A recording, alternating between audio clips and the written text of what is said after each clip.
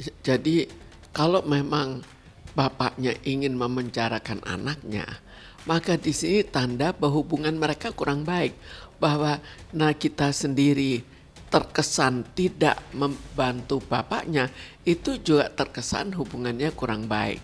Jadi salah satu dugaan adalah hubungan mereka kurang baik. Jika hubungan kurang baik, maka tergantung sampai seberapa jauh kurang baiknya dan sampai seberapa jauh bapaknya merasa bahwa ada suatu ketidakadilan, maka mungkin saja ketidakadilan itu pada saat ini dibuat sampai pada keadaan di mana bapaknya mau memenjarakan anaknya. Gue tuh dari kecil, walaupun maksudnya sosok bokap gue tuh nggak ada gitu, tapi gue tuh nggak, kalau gue bukan, mungkin waktu kecil gue nggak ngerti ya rasanya, maksudnya bersyukur gue, tapi gue ngerasa udah cukup dengan kasih sayang dari nyokap gue tuh. Gue bilang nggak ada etikat baik, ya sebenarnya gimana ya, saya nggak bisa jawab juga sih.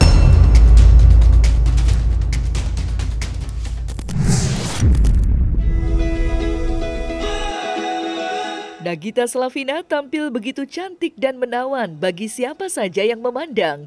Ya, ibu dua anak tersebut tampak berbeda saat mengenakan hijab di acara fashion yang digelar sahabatnya, Zaskia dan Sherin Sungkar belum lama ini. Tidak sendiri, Nagita tampil begitu mempesona saat ditemani suaminya Raffi Ahmad. Keduanya begitu kompak, romantis, dan manis saat berjalan di atas panggung. Alhasil, banyak tamu undangan dibuat kagum. Banyak tamu undangan yang bersorak hingga merasa gemas saat pasangan yang menikah pada 2014 itu berjalan bersama di panggung catwalk. Bagi Raffi sendiri, ikut serta tampil di atas panggung pameran bukanlah hal baru. Semasa remaja, Raffi merupakan seorang model yang sudah terbiasa tampil menawan di hadapan tamu undangan.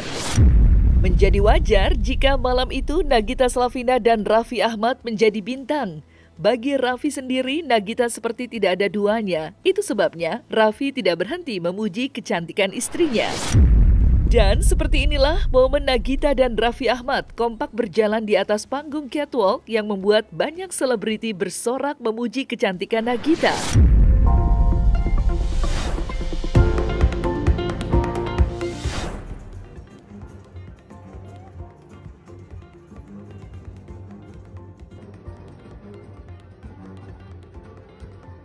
sayang, kamu cantik banget sih. Aduh, iya tadi udah ketemu sama Salim dulu, sehat salim. ya. Makasih loh kemarin udah datang ke restorannya. iya dong, salim sayang. Batuk. Aduh cantik banget sih. Oh cowok. Kode keras. Gitu ya.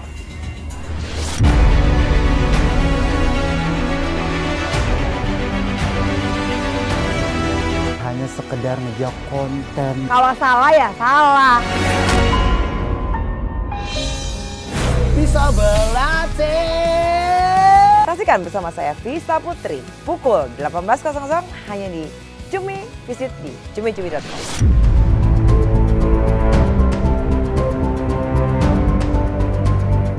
Lepas dari penampilan Nagita di panggung fashion yang digelar belum lama ini, siapa sangka jika Nagita sedang dihadapkan dengan permasalahan keluarga cukup besar yang membuat dirinya menerima kenyataan usai tersiar kabar jika dirinya dilaporkan ke pihak kepolisian.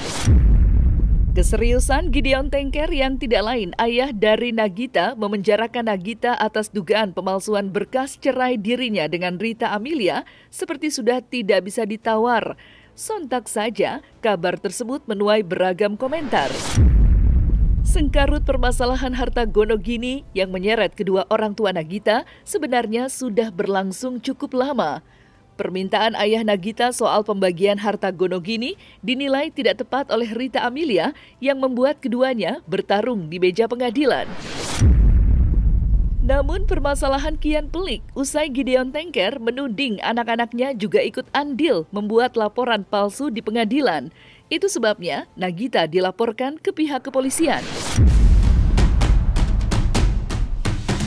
Aduh, kalau itu Mbak, Saya no comment ya, karena itu urusannya Kak Dion sama Mbak Rita. Saya no comment gitu ya.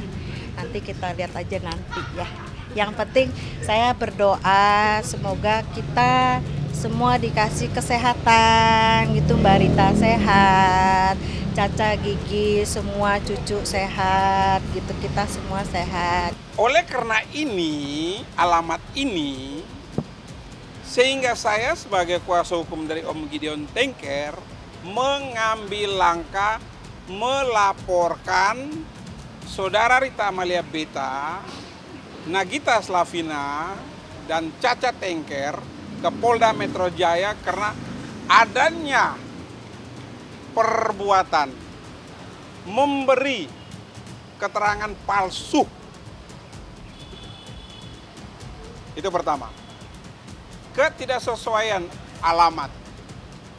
Sementara diketahui oleh mantan istri yang itu masih berstatus suami istri dan anak-anak itu memberikan keterangan kepada Kantor Pengadilan Negeri Jakarta Pusat, sehingga dampaknya sehingga Pengadilan Negeri Jakarta Pusat memberi relas panggilan atau surat pemberitahuan pemanggilan untuk sidang itu tidak sampai di alamat sini.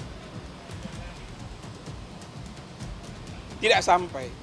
Sehingga Om Gideon tidak pernah tahu kalau ada surat panggilan.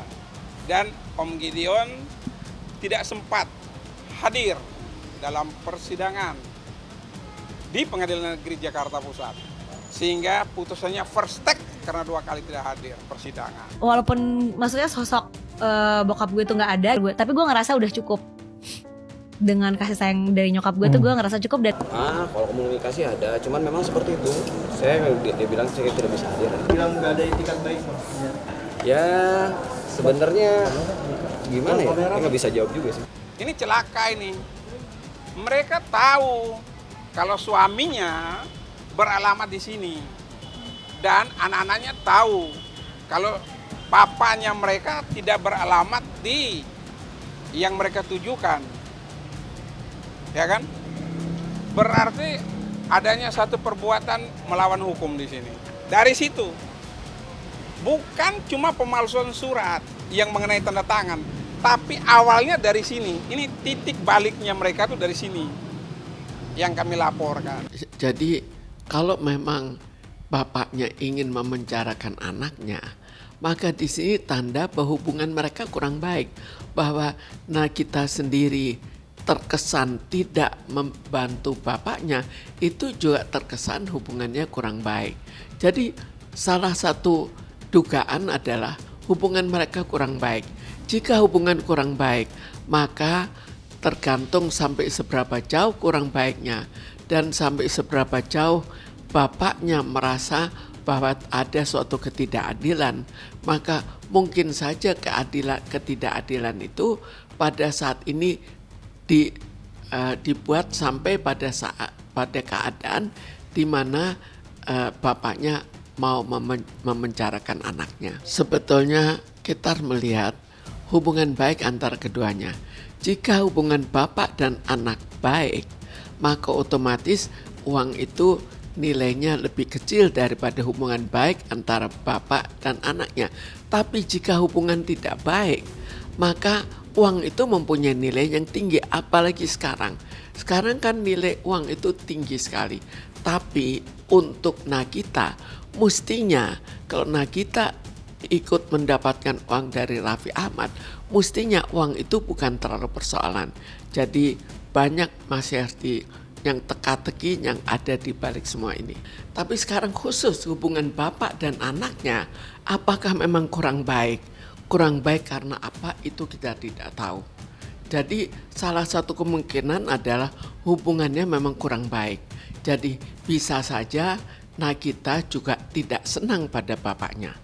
Kemudian kemungkinan lain adalah harta gono gininya memang kurang dibagi sebagaimana mestinya. Tapi di samping itu mungkin juga harta gonogini sudah dibagi, tapi sebagaimana biasanya kan ada sesuatu yang tidak terlalu jelas pembagiannya. Apakah itu yang terjadi? Jadi dan kebetulan bapaknya juga kurang uang, tapi kalau Nagita hubungannya dengan bapaknya cukup baik, maka mestinya sekedar uang sedikit-sedikit itu tetap diberikan. Atau ada suatu hal yang lain pada bapaknya. Apakah bapaknya ada suatu hal yang kurang baik dari segi kejiwaannya, itu juga semuanya belum kita ketahui. Jadi masih terlalu minim untuk memberikan suatu kesimpulan. Cinta itu mempertemukan. Hal itu bisa membuat seseorang sampai ke titik terendah dan tergelapnya. Cinta itu menyatukan.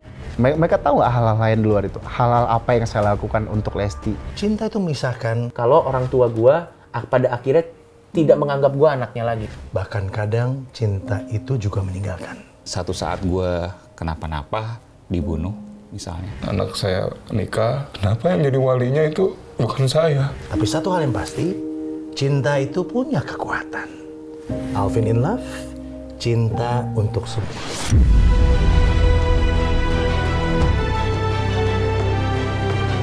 Gideon Tengker yang menuntut mantan istrinya Rita Amelia atas pembagian harta gonogini sampai kini seperti tidak menemukan tanda titik temu.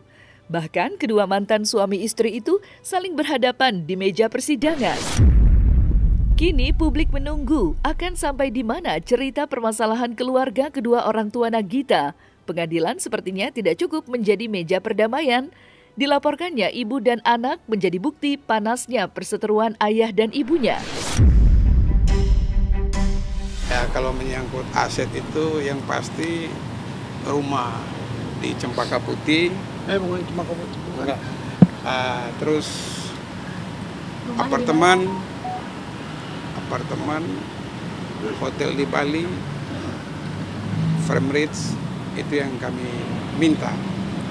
Karena bagaimanapun juga menurut informasi dari keterangan klien kami bahwa harta-harta itu didapat saat bersama. Jadi setelah kami total lebih lah dari angka 300. Pertama ucapan kami kan waktu itu 100 miliar ya. Namun setelah kami telusuri sampai saya ke Bali melihat semua itu bahwa memang seperti informasi-informasi yang kami peroleh sesudah itu bahwa asetnya cukup banyak. Informasi dari Om Gideon sebagai mantan suami pun bahwa itu rumah mereka dan barang-barang pun masih ada semua di situ. Banyak. Saat menikah itu tidak ada perjanjian apapun karena saat itu Ibu Rita tidak memiliki apa-apa. Yang punya apa-apa, yang memiliki apa-apa keluarga besar Tengker. Di sini kita belum tahu bagaimana hubungan baik antara bapaknya Nagita dan ibunya Nagita. Kemudian kelihatannya Nagita ini lebih memihak pada ibunya. Jadi sepertinya menurut Om Gideon itu anak-anak tidak ikut campur.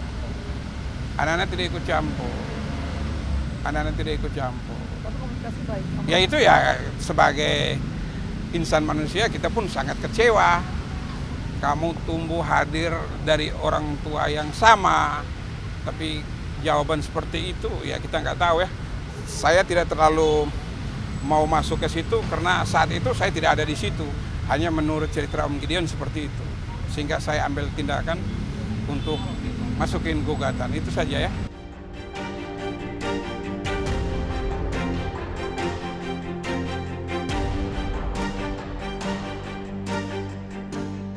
Nah, selesai sudah Cumi Lovers. Saksikan terus Cumi Camp In-Depth, kabar lengkap, mendalam, dan akurat dari narasumber terpercaya.